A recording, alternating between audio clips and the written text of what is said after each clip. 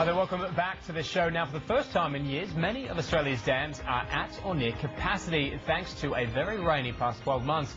But according to our next guest, we can't rely on Mother Nature alone to ensure our water self-sustainability, especially with urban demand tipped to hit 600 billion litres of water a year by 2026. Now, for more, we're joined by Nubian Water Systems CEO Barry Porter. Mr. Porter, look, thanks very much for your time. I was just ahead of the interview sort of reading a little bit about it, and a lot of the sort of talk recently seems to be about striving for net zero water. Look, just explain maybe just briefly what the aim is. What is net zero water? Yeah, James, thank you. Well, really what net zero water is about making buildings self-sufficient.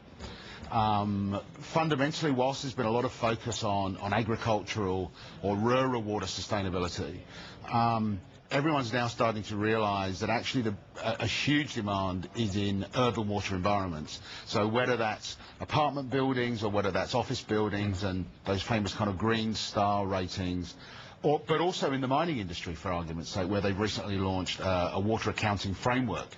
All of that is about trying to reduce the amount of new water, so-called new water, we bring in. And if you can, the only way to do that is by treating and recycling as much of the used water as we can. How pressing an issue is it? Because as we made mention of the introduction, people the last 12 months have been carrying umbrellas around with them everywhere they go. But I mean, longer term, I mean, do you see it as being a key, crucial sort of a strategic problem? Absolutely right. And the amount of research that's going in to things like biomimicry, where they can create water out of the atmosphere. All of that investment's being made is because everyone recognises that by 2020, they're saying that across the world, the demand for water will outstrip our ability to supply it.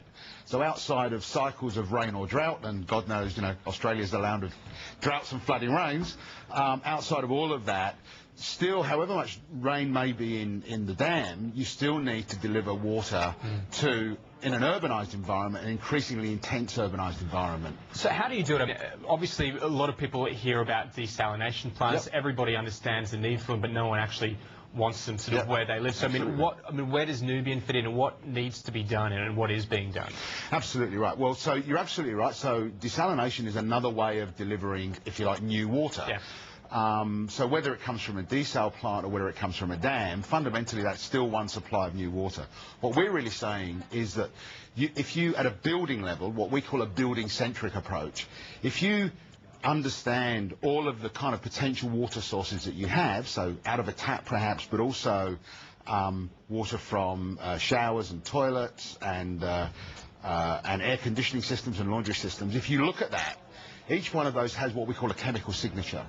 And if you understand that, you can then treat it and then reuse it for as much of the building's requirements. So whether that may be toilet flushing or irrigation or topping up the air conditioning system, there's a real move now to say that if you do that intelligently, you can radically reduce the amount of new water you need, and equally important, reduce the amount of water you send to sewer. And the key is, and you mentioned before, but it's the focus on the urban water usage at the moment more so than, I suppose, the agricultural needs. Absolutely. I mean, everyone knows, you know, the Murray-Darlings have got a huge amount of focus, but there's this underlying issue, which is as all the world, and you know, Australia as much as anywhere else, becomes increasingly urbanised.